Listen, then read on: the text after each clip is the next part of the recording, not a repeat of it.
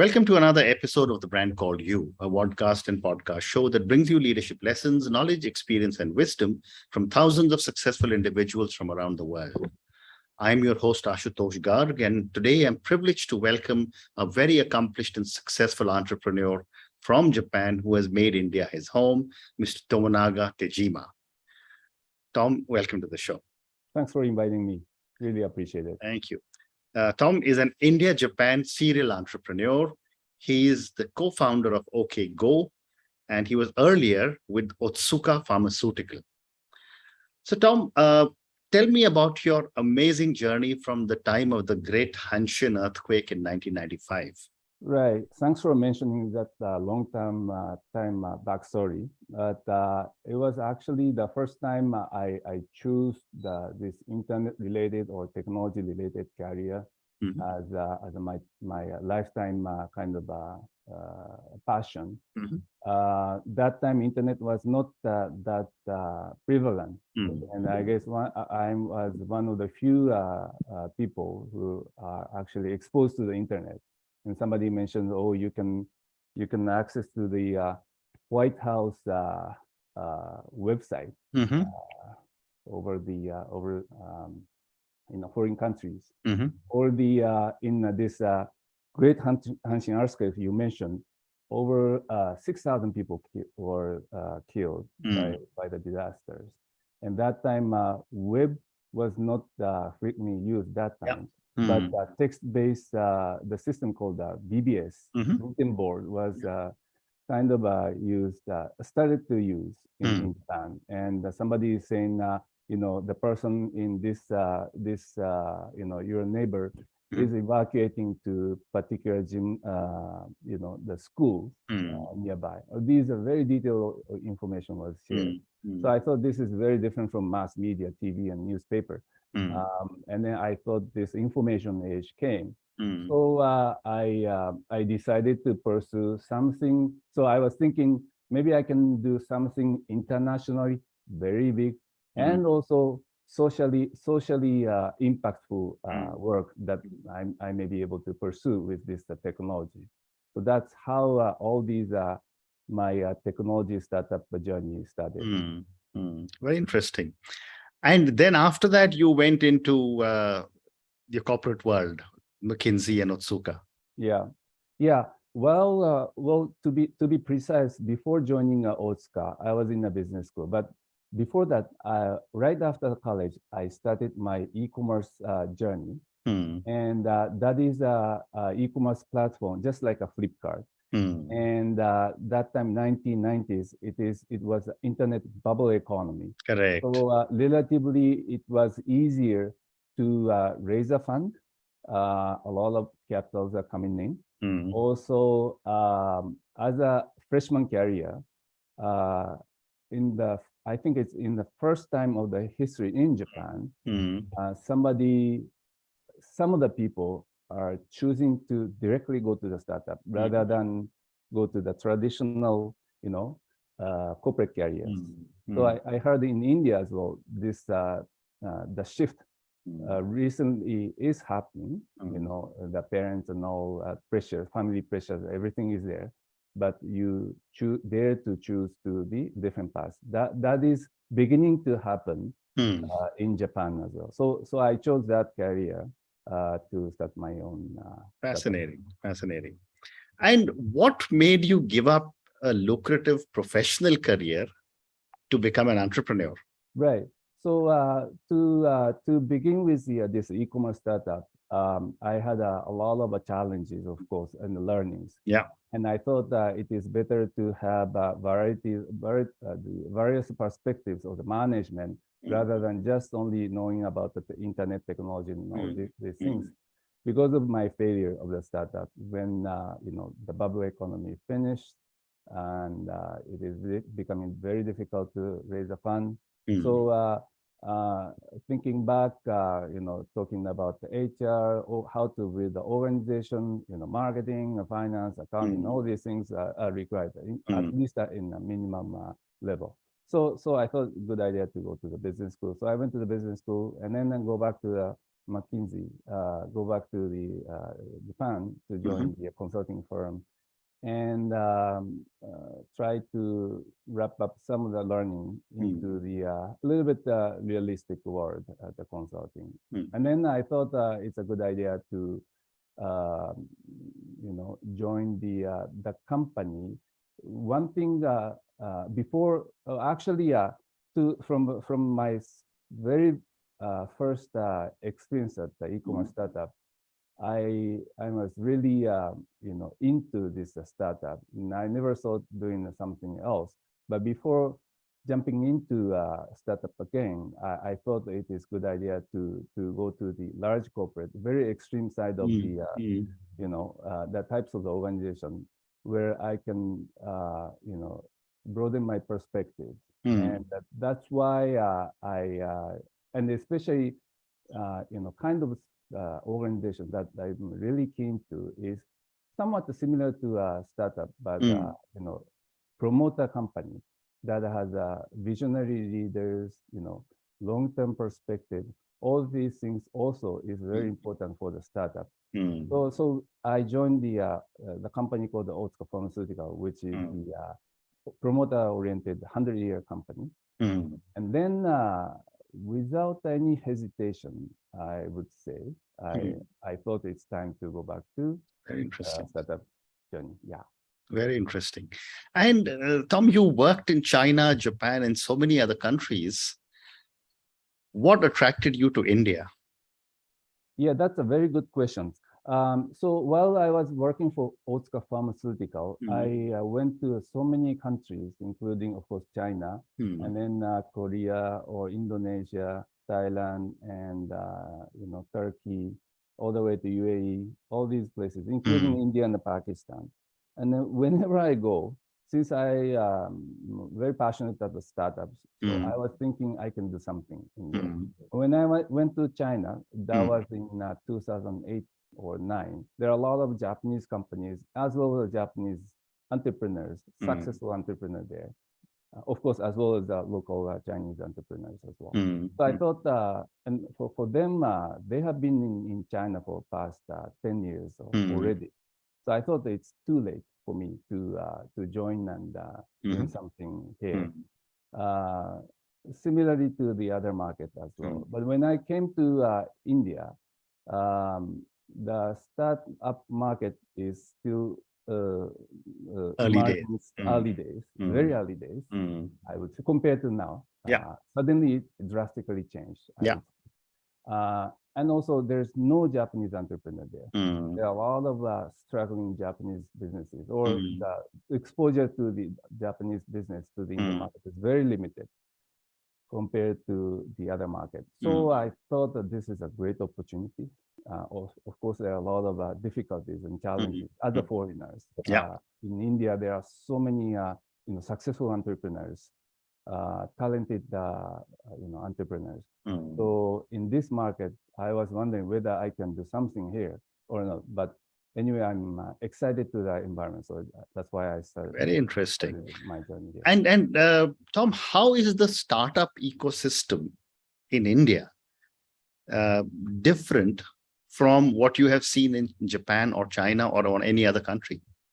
Right. As I mentioned, I think past 10 years, it significantly evolved and devolved. And if you talk about the size of the the number of the unicorns, or the size of capital, especially flowing in from US or other market, is humongous, I would say, compared to Japanese market. So obviously this 40 some numbers unicorns last year, that is much bigger than the Japanese market. At the same time, the people, so in Japan there are several startup boom in the past I would say 30 years. I remember there are more than 5 times startup boom where a lot of successful entrepreneurs for example, Son Masayoshi, Right. SoftBank, Son-san is a very, very first generation. And then there are several booms.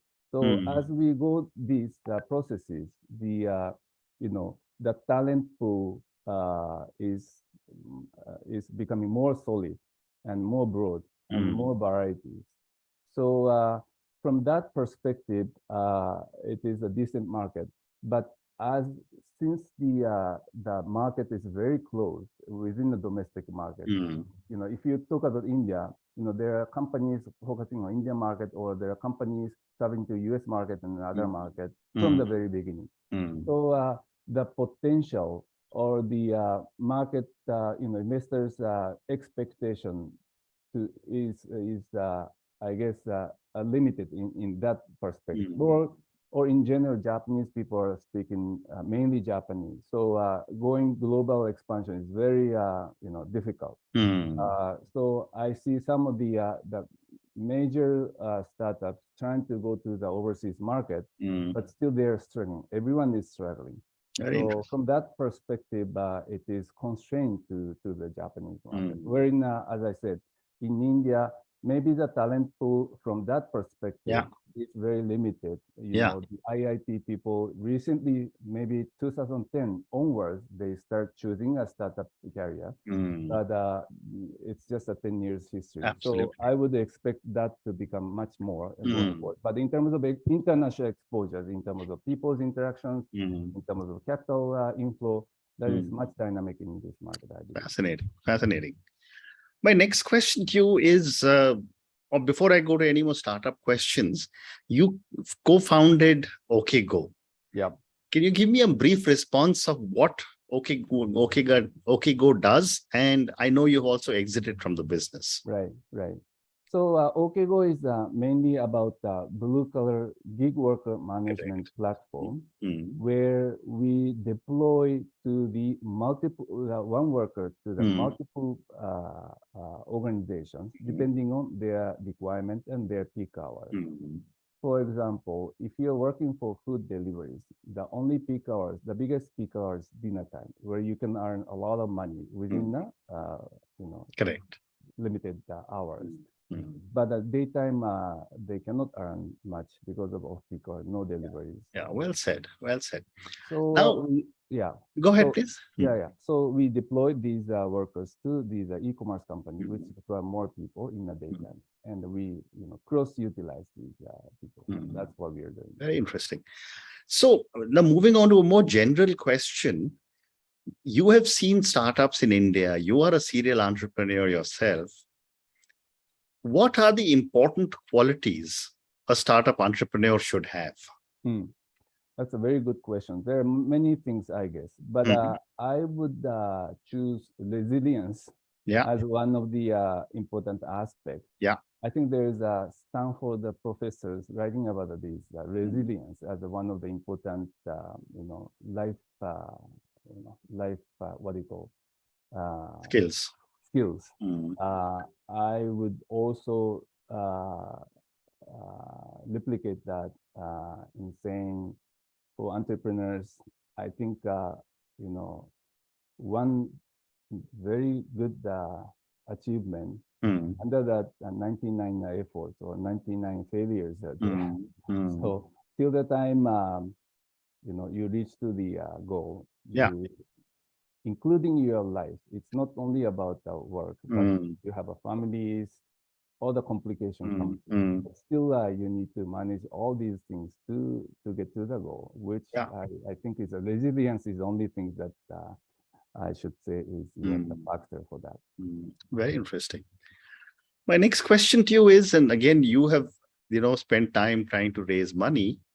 A question that is asked many times is, should an entrepreneur or a startup founder bootstrap as long as possible, or should they raise money whenever it is available? I think this is also a very, people have a different answer to this question. For us, both of us, my partner Sora and I, are very diligent in spending overall, no matter what. for me, learning from my first startup, which is only one example, one experience, but when the fund is coming, easily, it's very easy to, do. But it is not always like that in the system. So as entrepreneurs, you have to have multiple scenarios. You cannot say, this is the only way that I will take. And if the things are not happening, then I have no backup plan. That is very bad. So I always feel conservative use is better than overspend.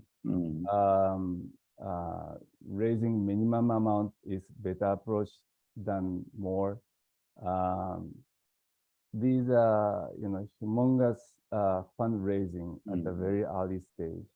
That is a very good episode to tell, but you should not expect that to be happening for everyone.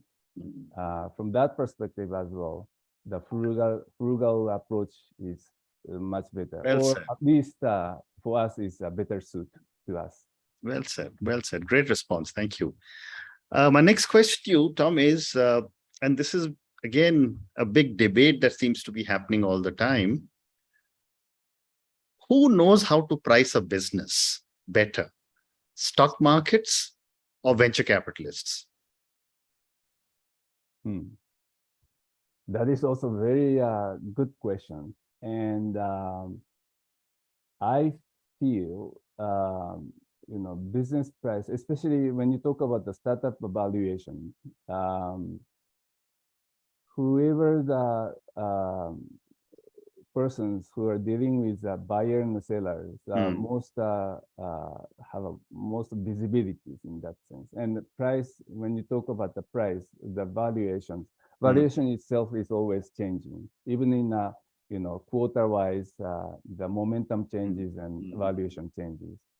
So I think the venture capitalist knows very well about this market dynamics. And but having said that, is this true value of the company or not? That I don't think the venture capital can say. Rather, the business owners or the entrepreneurs itself should know about the value of the company as to what is the visibility of the sales, profit, at the end the profit towards the next a few years. Very interesting. So one more question relating to startups, and I've been speaking to a lot of Indian business houses. They have built huge assets, right, over the last 100 years. Sure. And then along comes this young startup entrepreneur who in 3 years becomes a unicorn. I want to get your perspective on how do you manage this imbalance? Massive assets, almost no valuation, almost no assets, huge valuation. I think we have a similar discussion in Japan as well, where a lot of large corporates have huge amount of cash reserve, but because of less innovation or the comfort to the current business, there is no strategic investment or decision making to create the next generation business, despite again the huge cash reserve. So obviously, the Japanese corporate start, right now there's a CVC boom, corporate venture capital boom in Japan. Where a lot of, I would say, maybe 45–50% of the companies, to some extent, form the CVC to identify these startups. So to create a business synergy or to create a new business together with a startup. So yes, so I would replicate a similar manners. Of course, I'm not saying exactly the same. I'm sure the Indian corporates or the Indian promoters are more innovative or dynamic in nature. also, Japanese environment and the Indian environment is also very different. But I would say overall is this expectation of if you look at the next 5-10 years, the expectation whether to grow or not. That is a fundamental difference that I could see. Correct. Well said. My last question to you, and this is for the many people who will listen to our conversation. Based on your amazing experience across so many countries, the fact that you have decided to come to India, have built a business here, exited from it successfully, what would you say, Tom, are 3 lessons you want our viewers and listeners to take away from your journey and from our conversation? Yeah. First thing I would say is partner. I beg your pardon? Partner, your business partner. Partner, okay. Especially doing a business in a foreign country. I don't think as a foreigner, I can be very successful in this market unless otherwise you have a, trustable local partner. This is especially true in Asian market where the culture is very different. People are very different. You cannot expect the yourself to be performing very well, understanding all aspects. So that how you can find trust partner is the one thing. Another thing is long-term thinking. As to this is also related to your business partner or your co-founder.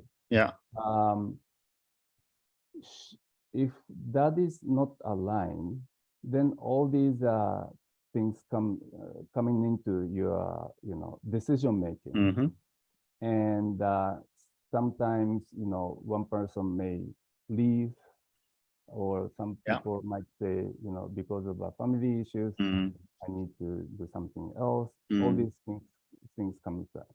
But if you talk about long term, not only about the business, but the life plan as well. If you together with a partner, if you align on these things, and if you see mutually we're making a long term perspective decision making, then short term hiccup or short term challenge can be easily overcome.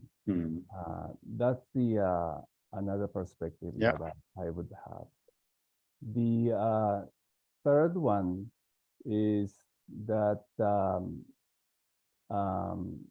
appreciating this diversity is very important. In a sense, India itself has a diverse country and a lot of people, different background, different skill set, different thought process. But I could really see that the benefit of that diversities, getting a lot of different ideas into the startup. I and my partner is very different in a way, Japanese and India. But not only that, but among the engineers, among the designers, among the operation leaders, it's very different people by people. But those management skill is very important, and especially compared to Japanese organizations, where everyone is pretty much same. So that is also the essence of how the Indian leaders are really doing well in the global market as well, and that is also my learning as well. Fabulous. Tom, on that note, and your 3 amazing lessons: select your partner very carefully.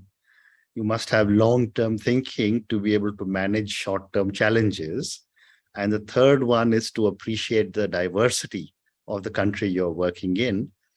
Thank you so much for speaking to me. Thank you for talking to me about your journey from the time of the Great Hanshin Earthquake, about your journey as an entrepreneur, as a professional manager.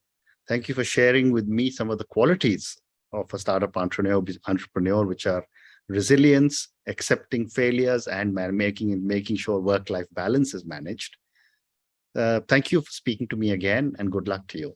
Thank you, Ashutosh. Really enjoyed this conversation. Thank you. Thank you for listening to the Brand Called You videocast and podcast, a platform that brings you knowledge, experience, and wisdom of hundreds of successful individuals from around the world.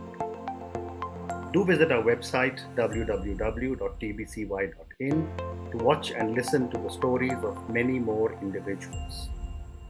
You can also follow us on YouTube, Facebook, Instagram, and Twitter. Just search for the Brand Called You.